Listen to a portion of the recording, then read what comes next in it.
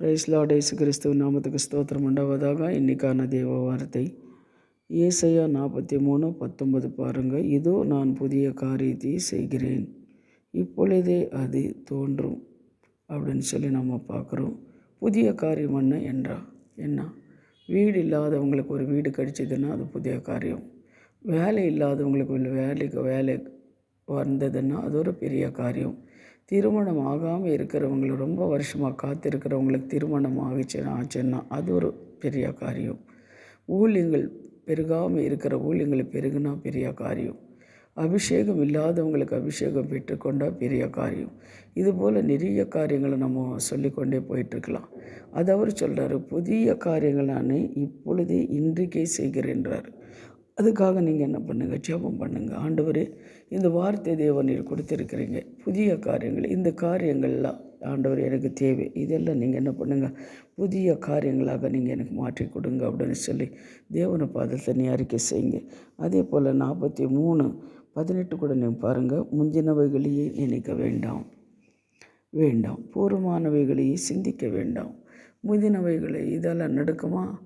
இப்படியெல்லாம் இருக்கிறதே, இந்த கடன் தீருமா? இந்த வியாதி தீருமா?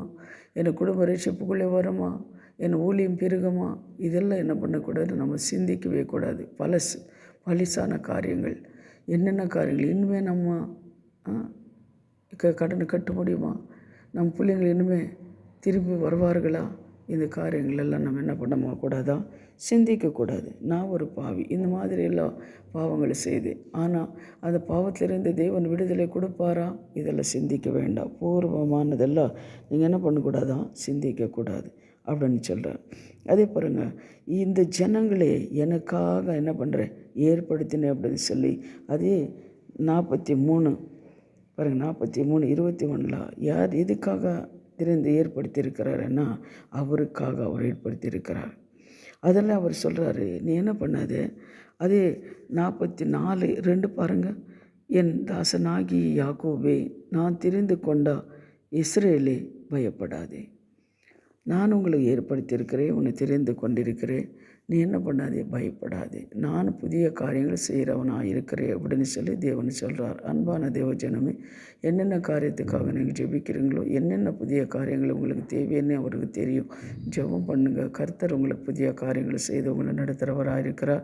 இப்போ நம்ம ஜெபிக்கலாம். எங்களை அதிகமாக நேசிக்கிற பரலோக பிதாவே, சர்வ வல்லமுள்ள தேவனே, அப்பா, நீர் புதிய காரியங்களை செய்கிற தேவன். யார் யார் இந்த வார்த்தை கேட்டுக்கொண்டு இருக்கிறாங்களோ அவங்களுக்கெல்லாம் நீர் புதிய காரியங்களை செய்து அவங்க தேவைகளெல்லாம் என் தேவனை சந்திக்கிற கிருபைக்காக நன்றி. சாட்சிகளாக நிறுத்துங்க. அது மாத்திரமில்லை, இன்றைக்கி பிறந்த நாளும் வெட்டிங்களே கர்த்தாவே, புது காரியங்களும் கர்த்தாவே செய்கிற ஒவ்வொருத்தர் மேலே தேவ அவங்க பிரசன்னம் இருங்கட்டும் ஐயா. என்னென்ன காரியத்துக்காக அவங்க ஜெபிக்கிறாங்களோ ஒவ்வொன்றும் நீ நிறைவேற்றி கொடுக்குற தேவனாக இருக்கிறீர். அதற்காக நன்றி. இயேசுவின் நாமத்தில் ஜெபிக்கிறோம் பிதாவே. ஆமேன். God bless you.